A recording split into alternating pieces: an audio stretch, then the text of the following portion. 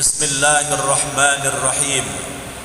Fabima rahmatin minallahi linta lahum walau kunta fazzan ghalizal qalbi lanfaddu min hawlik fa'fu anhum wastaghfir lahum washawirhum fil amr fa idza azamta fatawakkal 'ala Allah innallaha yuhibbul mutawakkilin. Shadaqallahul azim. Syukur alhamdulillahi rabbil alamin. Kemudian salawat dan salam kepada Rasulullah sallallahu alaihi wasallam. Allahumma salli wa sallim wa barik ala Muhammad wa ala ali Muhammad. Selanjutnya khatib berwasiat kepada kita semua, marilah kita tingkatkan kuantitas dan kualitas ketakwaan kita dari waktu ke waktu, sehingga hendaknya kita termasuk kelompok orang-orang yang beruntung, orang-orang yang hari ini kuantitas dan kualitas ketakwaannya meningkat bila dibandingkan hari-hari sebelumnya. Hadirin sidang jamaah Jumat rahimakumullah, baru saja kurang lebih 8 hari yang lalu kita telah melewati ibadah besar bagi kita yang tidak menunaikan ibadah haji, yaitu Idul Adha, yang disyiarkan dalam bentuk penyembelihan hewan kurban.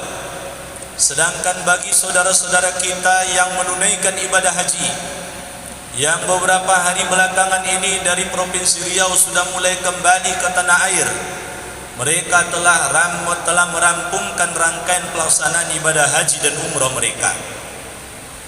Haji ataupun umrah dan begitu juga ibadah kurban adalah ibadah-ibadah yang tidak bisa dilepaskan dari perjalanan kehidupan Nabi Ibrahim alaihissalam. Maka oleh sebab itu, pada siang hari ini, satu di antara pelajaran berharga dari perjalanan hidup Nabi Ibrahim, yaitu tawakal. Inilah yang menjadi bagian isi khutbah kita pada siang hari ini, dengan mengangkat judul belajar tawakal dari Nabi Ibrahim alaihissalam. Hadirin sidang jemaah Jumat rahimakumullah, kata tawakal adalah satu kata yang terambil dari kosakata bahasa Al-Quran, yang kemudian diadopsi menjadi salah satu kosakata dalam bahasa Indonesia. Secara kebahasaan, kata ini terambil dari satu akar kata yang terdiri dari 3 huruf, huruf waw, huruf kaf, dan huruf lam. Kata wakala.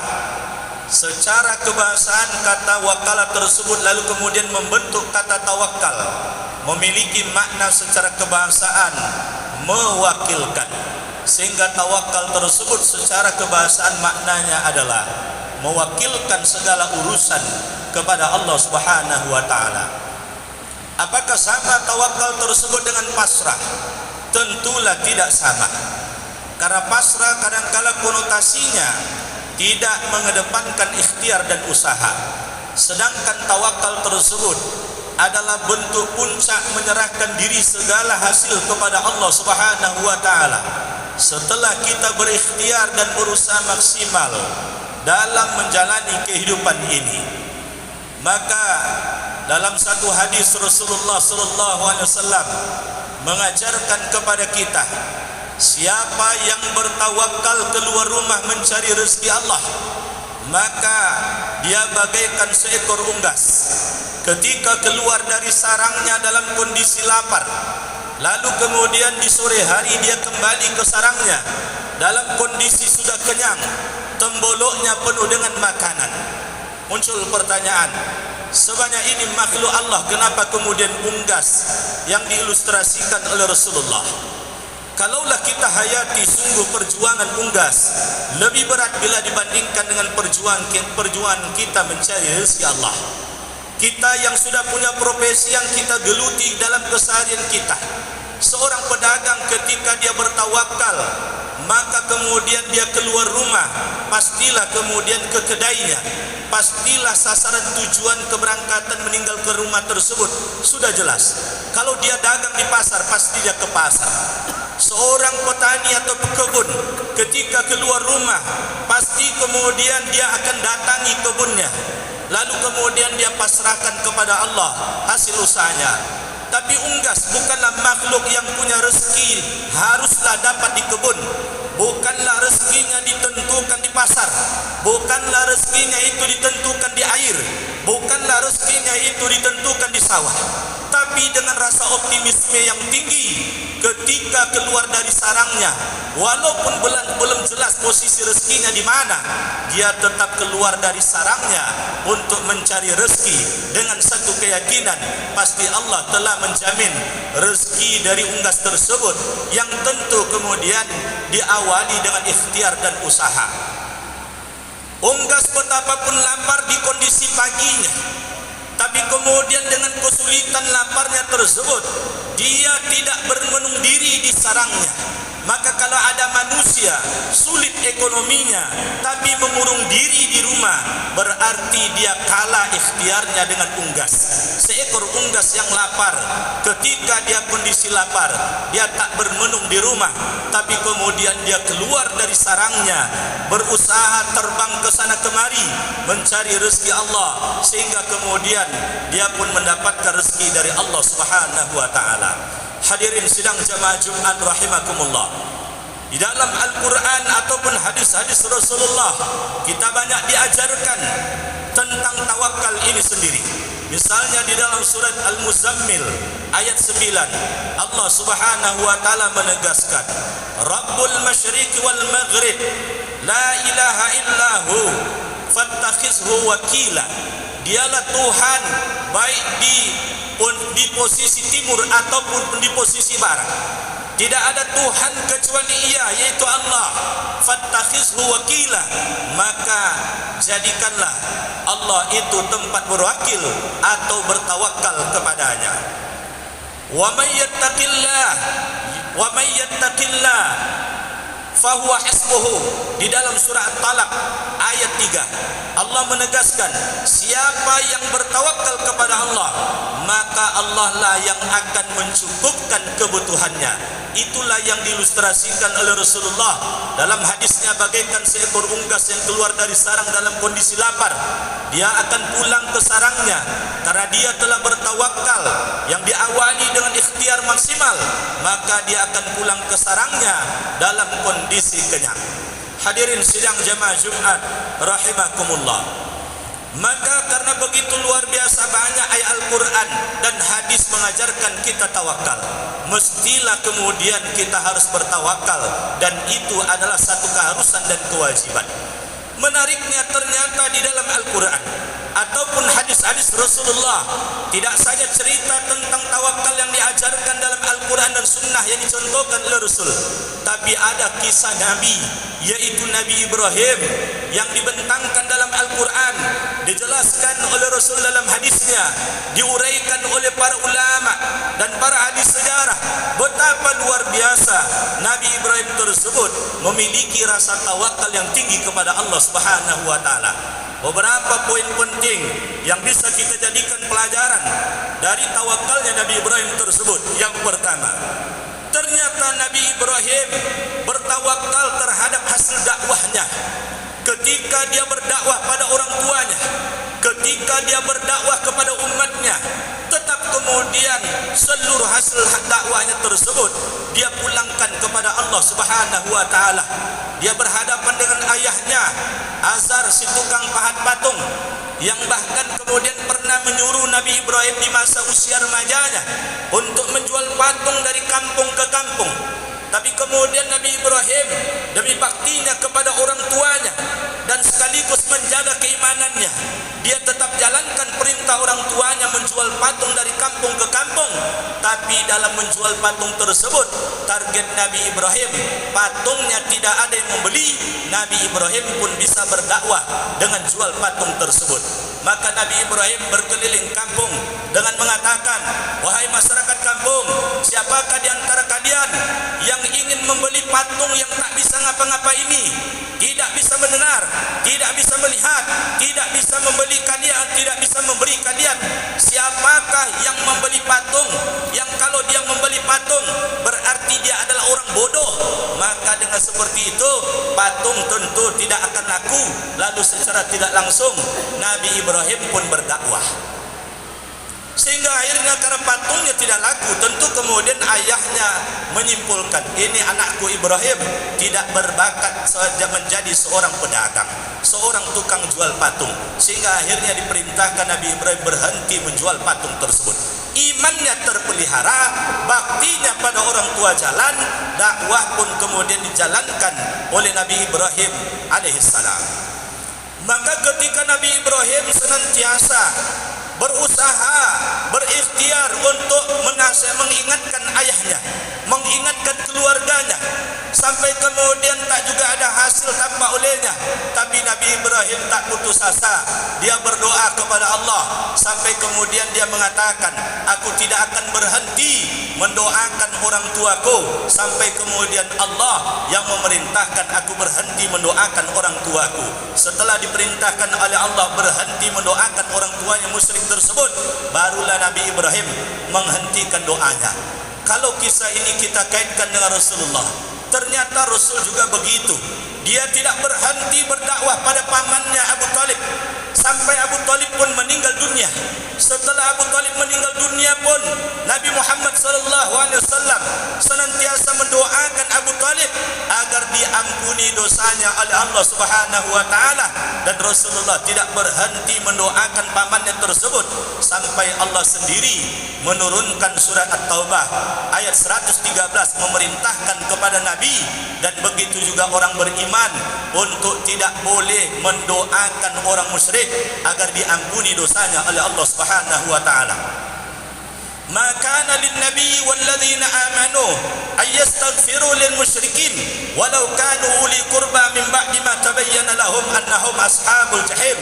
Tidaklah boleh bagi seorang nabi dan orang-orang yang beriman memohon pada Allah agar diampuni dosa-dosa orang musyrik walaupun dari karib kerabat mereka sendiri, setelah jelas posisi mereka tersebut adalah sebagai penghuni neraka jahim. Maka oleh sebab itu ini mengajarkan pada kita, didiklah anak kita, nasihati tetangga-tetangga kita, berdakwahlah kita. Ini adalah bagian ikhtiar kita, tapi jangan lupa hasil dakwah adalah hidayah. Hidayah adalah milik Allah. Kita tidak boleh ngotot dengan apa yang kita dakwahkan tersebut, karena orang yang mendapatkan hidayah atau yang tidak mendapatkan hidayah itu adalah Allah yang menentukannya. Maka oleh sebab itu tentu tawakal itulah sebagai kunci. Kita mohon pada Allah agar kemudian orang yang kita nasihati, orang yang kita didik dan kita ajar agar kemudian diberi hidayah oleh Allah Subhanahu wa taala untuk mengikutinya. Yang kedua, tawakal Nabi Ibrahim terlihat ketika seluruh orang mengatakan istrinya yang bernama Siti Sarah adalah seorang wanita yang mandul, tidak mungkin mendapatkan keturunan. Tapi Nabi Ibrahim tidak berputus asa. Dia senantiasa berikhtiar dan berusaha. Puncak ikhtiarnya tersebut, dia pun kemudian bertawakal kepada Allah Subhanahu wa taala. Tak henti-hentinya Nabi Ibrahim berdoa, Rabbi habli minas salihin.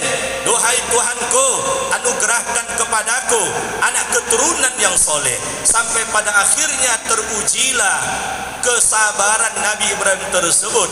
Maka di usianya 100 tahun, istrinya berusia 90 tahun, ternyata dikaruniai anak Nabi Ibrahim melalui istrinya Siti Sarah tersebut.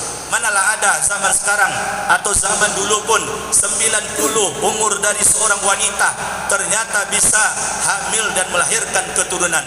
Ternyata Allah Subhanahu wa taala sangat sayang kepada orang berikhtiar, dan lebih sayang lagi kalau ikhtiar tersebut dikunci dengan tawakal kepada Allah Subhanahu wa taala. Yang ketiga, Nabi Ibrahim alaihissalam memiliki rasa tawakal yang luar biasa tinggi ketika dia diuji. Manakala Allah memerintahkan kepada Nabi Ibrahim untuk membawa istrinya Siti Hajar dan putranya Nabi Ismail yang masih usianya bayi ketika itu, agar kemudian dibawa ke tempat yang jauh. Sampailah di Mekah, di dekat Ka'bah yang hanya tinggal gundukan batu yang sebelumnya hancur hancur disebabkan karena terjadi bencana dahsyat pada masa Nabi Nuh. Lalu kemudian di situ tidak ada lagi manusia. Jangankan manusia, unggas pun tidak ada yang mau berselera datang ke sana karena tidak ada sumber mata air di sana. Maka ketika Nabi Ibrahim meninggalkan istrinya tersebut, Siti Hajar mulanya tak mau melepas pegangan tangannya. Lalu dia bertanya, "Hai suamiku, akankah engkau tega meninggalkan kami di tempat yang tak ada manusianya ini?" 3 kali ditanya, Nabi Ibrahim tidak menjawab. Lalu kali keempat ditanya, "Apakah ini perintah dari Allah?" Maka kemudian dijawablah oleh Nabi Ibrahim, "Benar, ini adalah perintah dari Allah. Kalaulah Allah tidak memerintahkan, manalah mungkin aku akan sanggup meninggalkan istri dan anakku di tempat yang seperti ini." Barulah dilepas pegangan tangannya oleh Siti Hajar. Nabi Ibrahim pun terus berjalan sampai seukuran Siti Hajar tidak bisa lagi melihat Nabi Ibrahim.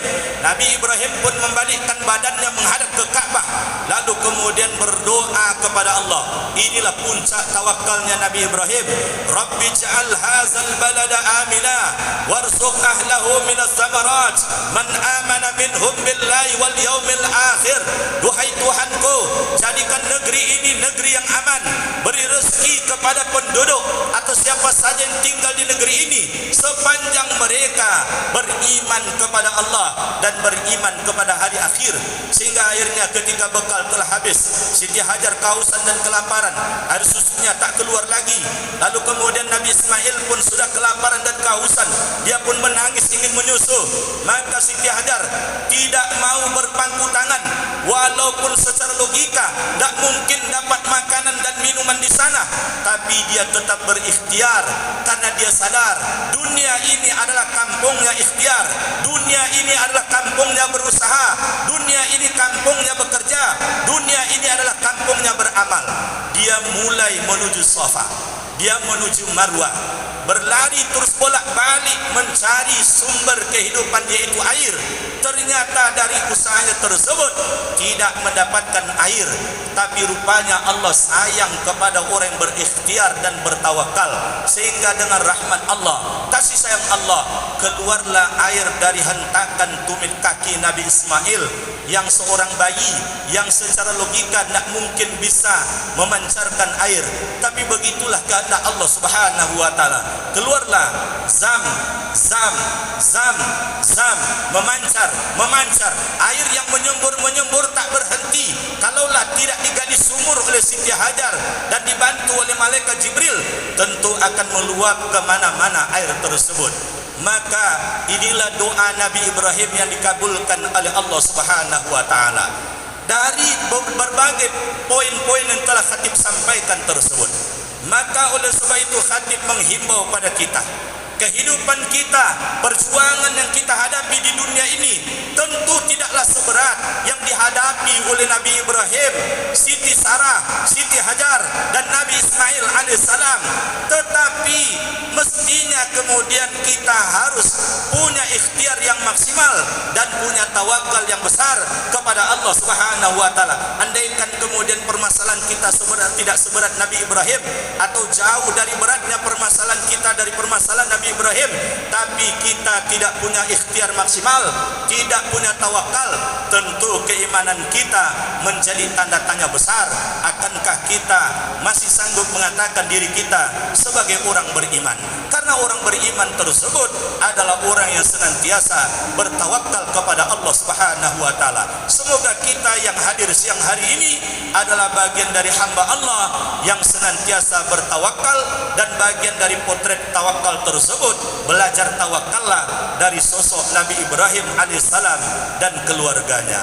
Barakallahu li wa lakum wa nafa'ani wa iyyakum bima fihi minal ayati wa zikril hakim wa taqabbala minni wa minkum tilawatahu innahu huwas samiul basir.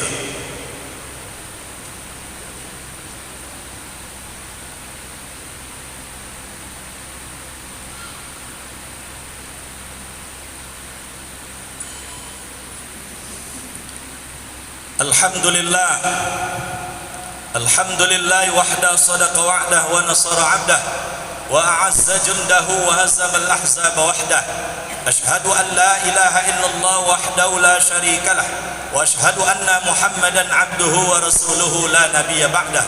اللهم صل وسلم وبارك على سيدنا محمد وعلى آله وأصحابه أجمعين. أما بعد فيا عباد الله اتقوا الله حق تقاته ولا تموتن إلا وأنتم مسلمون. فقال الله تعالى في القرآن الكريم: أعوذ بالله من الشيطان الرجيم، بسم الله الرحمن الرحيم. إن الله ملائكته يصلون على النبي يا أيها الذين آمنوا صلوا عليه وسلموا تسليما. اللهم صل على محمد وعلى آل محمد كما صليت على إبراهيم وعلى آل إبراهيم، وبارك على محمد وعلى آل محمد كما باركت على إبراهيم وعلى آل إبراهيم في العالمين إنك حميد مجيد. اللهم اغفر للمسلمين والمسلمات والمؤمنين والمؤمنات الأحياء منهم والأموات إنك سميع قريب مجيب دعوات ويا قاضي الحاجات. اللهم أرنا الحق حقا وارزقنا اتباعه وأرنا الباطل باطلا وارزقنا اجتنابه. ربنا ظلمنا أنفسنا وإن لم تغفر لنا وترحمنا لنكونن من الخاسرين. لا إله إلا أنت سبحانك إنا كنا من الظالمين. اللهم إنا نعوذ بك من علم لا ينفع ومن قلب لا يخشع ومن نفس لا تشبع ومن دعاء لا يسمع. ربنا آتنا في الدنيا حسنة وفي الآخرة حسنة وقنا عذاب النار. عباد الله إن الله يأمر بالعدل والإحسان وإيتاء ذي القربى وينهى عن الفحشاء والمنكر والبغي يعظكم لعلكم تذكرون. فاذكروا الله الذي يذكركم واسألوا من فضله يعطيكم ويهديكم ولذكر الله أكبر. أقم الصلاة.